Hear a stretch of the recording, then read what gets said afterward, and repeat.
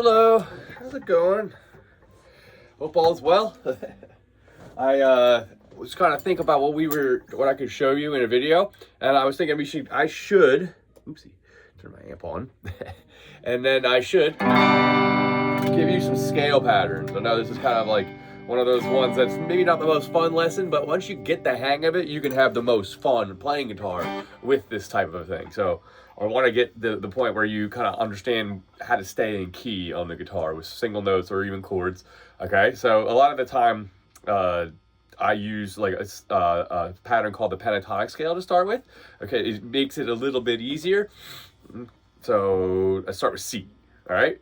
So if your guitar is in tune, 8th fret right here on the E string, 1, 2, 3, 4, 5, 6, 7, 8 right here is your C. Okay, we're gonna do the C major scale, starting with the pentatonics. All right, first note 8 on the low E string. The next note is 5 on the A string. And the next note is 7 on the A string. Okay. So 8 on the E string, 5 on the A, 7 on the A, then 5 on the D, 7 on the D, and then 5 on the G. Okay, that's your first octave. That's C to C.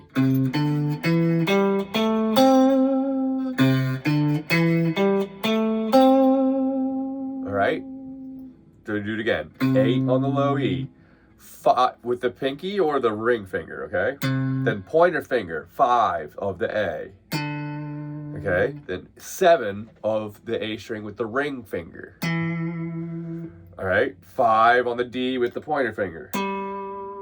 7 on the D with the ring finger again. And then pointer finger, 5 of the G string. All right, now it keeps going. Ring finger, 7 of the G string. Then pointer finger, 5 of the B string. Okay, now this is gonna be the ring finger, but it's not gonna be a 7, it's gonna be on the 8. 8 of the B string. Okay, with the ring finger, then 5 of the high E, and then jumping all the way up back to 8, and we ended on 8 of the high E string. Okay, so it should go like this. 8 on the E, start again. 8 on the E, 5 on the A, 7 on the A, 5 on the D, 7 on the D, 5 on the G, 7 on the G, 5 on the B, 8 on the B, 5 on the high E, ending on 8, okay? That's your pentatonic major scale, all right? The cool thing is that depending on where you are on the neck, every major scale in pentatonic major scale, which is just the same thing minus 2 notes, is going to be the same shape. Every single scale on the guitar for major is the same shape, okay? So if we transfer this up 1 fret, we can go for a C sharp major scale. And we go up another fret, we go a D major scale. And, okay, so let's do the D one real quick, just because. So scooting up 2 frets from 8 to 10, and we just do the same shape. 10 on the E, 7 on the A, 9 on the A, 7 on the D, 9 on the D, 7 on the G, 9 on the G, 7 on the B, 10 on the B, 7 on the high E, and then jumping up to 10, okay? Same shape, okay? So that's the major shape, okay? Mostly I try and do this in C to start with, okay? Which means we start on 8 of the low E string and on 8 of the high E string, okay? I want you to try and get that shape down, all right? Now there's a minor shape hidden inside of that, and actually all minor shapes come from inside of a major shape, okay? And that shape, in the case of C, let's scoot back to C, starting on the 8th fret of the E string. Inside the key of C is the key of A minor, all right? So every single scale, if you count from C, or count from the original letter of the scale, all the way up to the top one, which is the same letter, there should be 8 notes, okay? Inside the pattern, all right? Now, I'm not giving you the full version of it yet, so that will be only 5 for you. So we go like this: 8, 5. So it's gonna be 1, 2, 3, 4, 5. And once you get to the first note again, which would be the 6th, but we count that as 1 again because it starts the next pattern. Okay, so but inside this pattern, if we go starting on 5 of the low E string, we can get the A minor, okay? And then so pretty much there's a relative minor hidden inside of every major scale, okay? It starts from the E string on the fret that on the string. What is it, how do I say this? It starts basically if I'm starting on 8, the note for the minor scale is going to start on 5 of the same string. Okay, and then go through that note. So like this. So we're going to start on 5 of the low E, then going to 8 where we started the other scale, then 5 of the A, 7 of the A, 5 of the D, 7 of the D, and that's where we get our octave. Okay.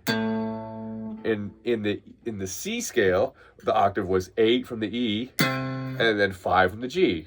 In this case, it's an A. Okay. So let's do this again. 5 of the low E, 8 of the low E, then it continues on like it was the C major scale. 5 of the A, 7 of the A, 5 of the D, 7 of the D, there's your octave. 5 of the G, keeps going on, just, all right? 7 of the G, 5 of the B, 8 of the B, and now it ends on the same note it started with on the other side of an A, okay? Okay, so now let's point this out here. I think you might see this now, okay? So you notice I started on the 5th fret of the E string and ended on the 5th fret of the other E string. Both are A's, okay? Now, kind of the way, let's shoot up to 8. Remember how we did the C major scale was both 8s, okay? So a lot of the scale patterns are based off of the notes that are starting with the E string, okay? So like the C major scale will be starting on 8s, okay? The A major scale and honestly the minor scale too. Okay, so what happens is it's like this equator. Remember, we're going back to 5, 7, 5, 7 is the major side of C, and then remember I just showed you A, which goes like this. Okay, which is hidden inside the C major scale. So, but if you scoot up, go to C and put your pointer finger on it instead of here, and we build the minor scale based off that spot, then immediately you get the C minor scale. So there's just like, I kind of want to say is the pentatonic equator, or this central line dividing the two of them is the fret that has both that holds both the notes on the high E and the low E. Okay, so pretty much once you learn this scale, you can kind of keep moving it around. So A, if we had A minor here,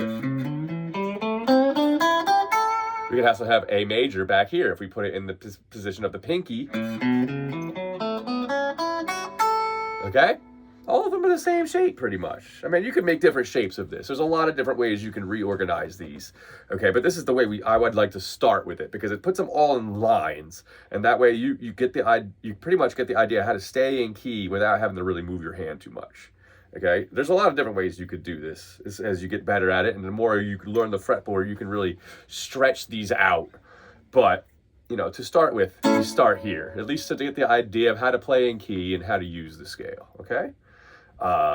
So basically, let's go back. Like I said, we did the A minor one. We talked about, 5, 8 on the E, 5, 7 on the A, 5, 7 on the D, 5, 7 on the G, 5, 8 on the B, ending on 5. Okay, let's go back and do the A major, since we can kind of like pivot back to the other side. Start on 5 of the E, A, but this time on the pinky. 2 of the A, 4 of the A, 2 of the D, 4 of the D, 2 of the G, first A, repeat of the A. Then we go to the B, which would be on 4 of the G, 2 of the B, 5, shooting up to 5. There's some ones that shoot outside of like the normal 2 fret spot. Usually starting on the bottom and near the top, they do this. But in the middle, it's all 2 fret. So 5, 2 on the high E, ending on 5, okay? All right, so that's kind of like the idea of how a scale pattern kind of works on the guitar. It's cool because once you kind of got it, you got all the different scales already based on that one pattern. You just slide it up the neck, just like how some chords slide, like. Okay, the harmony works all the way up the neck. Okay, just because it's down here doesn't mean it's not going to work up there. It will. Okay, a lot of times people really try and utilize the fact that you can pretty much just move what you're doing and do the same thing, and they utilize it with a capo. I had one here. It's like a clip clips right here, and then it makes it so you can play. Basically, you can change the key without having to use your hands to hold it. Basically makes the changing the key easy to, there we go. I had another capo in here. Oh, there it is. So yeah, this is what a capo looks like. But I would say you're an electric guitar player, you don't really need that. So, you know, remember we did like the G chord. If you put a capo on 2nd fret and then move that up to the 5th fret, you get an A chord in the same shape. Okay, we move it up again, it goes up again. All right, all the harmony up and down the guitar, the structure pretty much supports the idea that once you learn it in one place, it is completely repeated in up the neck in the same way everywhere. Okay. All right, so I want you to try and get that down. I'm gonna write this down for you next week, and then I'll give you some extra notes with it too. The big takeaway from getting really good at the scale patterns is you could kind of start training your ear to kind of find stuff based off what you're hearing. So let's say I played a song you never heard. If you could kind of start figuring out what's right or wrong, you can find that note. Oh, it's in A. Okay, it's A major. Okay.